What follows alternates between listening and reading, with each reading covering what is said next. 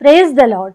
प्रियो, हमारा जीवन जबकि प्रभु ने चुनकर अलग किए हुए हैं, तो क्या आज भी हम उसी पुराने जीवन को या पुराने मनुष्य को जो परमेश्वर ने उतार फेंके हैं उसको फिर से तो नहीं पहन रहे हैं? शुरू से हम किसी की बुराई करते जा रहे, बुरा बोल रहे हैं, गाली बक रहे हैं, पीठ पीछे बुराई कर रहे हैं, गलत बात बोल रहे हैं, तो क्या सामने वाले का कोई नुकसान हुआ है? या गाली देने वाले को या बुराई करने वाले को कोई फायदा हुआ है? और अगर हम इतने सालों से अगर यही जीवन को जीते चले आ रहे हैं और हमारा ना शारीरिक तौर पे, ना आत्मिक तौर पे, ना मानसिक तौर पे कोई उन्नति हो पाई है, तो हमें तुरंत उन बातों को छोड़ देना है। कुलुस्सियों 3 अध्याय अगर हम पढ़ते हैं तो उसमें क्या लिखा है? इसलिए अपने उन अंगों को मार डालो जो पृथ्वी पर है, अर्थात व्यभिचार, अशुद्धता, दुष्कामना, बुरी लालसा, लोभ को जो मूर्ति पूजा के बराबर है।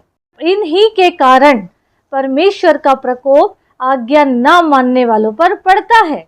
8वें पद में लिखा है, पर अब तुम भी इन सब को अर्थात क्रोध, रोष, बैर भाव, निंदा और मुंह से गाली बकना, ये सब बातें छोड़ दो।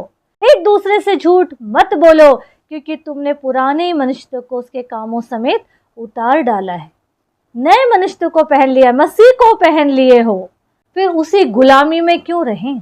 12 पद कहता है, इसलिए परमेश्वर के चुने हुओं के समान जो पवित्र और प्रिय है, बड़ी करुणा और भलाई और दीनता और नम्रता और सहनशीलता धारण करो। प्रियो, अगर हम ऐसा करते हैं तो प्रभु का धन्यवाद हो, क्योंकि ऐसे करने से परमेश्वर की दया हमारे जीवन पर बनी रहेगी। 17 पद कहता है, वचन में या काम में जो कुछ भी करो सब प्रभु यीशु के नाम से करो और उसके द्वारा परमेश्वर पिता का धन्यवाद करो।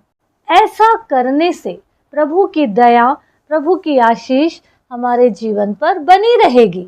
अगर हम फिर भी ये सब बातें जानने के बाद भी अगर हम पुराने जीवन को जी रहे हैं, पुराने मनुष्य को ग्रहण किए हुए हैं, गुलामी में जी रहे हैं, उसी गर्त में हैं, तो याद रखिए बुराई करने वाला से बुराई करे जा रहे हैं। कुछ लाभ हो रहा है, नहीं हो रहा है, कौन सी शांति मिल रही है कि हम बुराई करके राहत कोष में राहत मिल रहा है।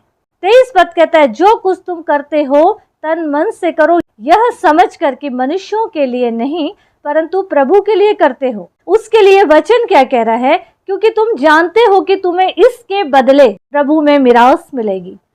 तुम प्रभु मसीह की सेवा करते हो।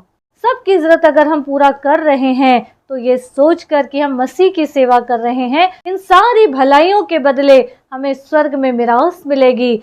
लेकिन जो बुराई करने में लगे हुए हैं, आज जिसकी बुराई हो रही है, जिसको झूठ बोल बोल के बदनाम किया जा रहा है, जिस पर लांछन लगाया जा रहा है, दुख दिया जा रहा है, वो कष्ट और यातना के जीवन को काट रहे हैं, तो ऐसे लोगों के लिए लिखा है कि जब परमेश्वर बदला लेंगे, विपत्ति डालेंगे, तो किसी का मुंह नहीं देखेंगे कि ये खूबसूरत है, गोरे हैं, काले हैं, पैसे वाले हैं, या कंगाल हैं, राजा हैं, नहीं देखेंगे। वचन क्या कहता है? 25 पद कहता है, क्योंकि जो बुरा करता है वो अपनी बुराई का फल पाएगा, वहां किसी का पक्षपात नहीं। तो याद रखिए, आज हमको बुराई करने में आनंद आ रहा है, तो जब प्रभु की ओर से दुख या विपत्ति आएगी, कष्ट आएगा, बीमारी आएंगी, तो उस समय खुश रहना, मगन होना।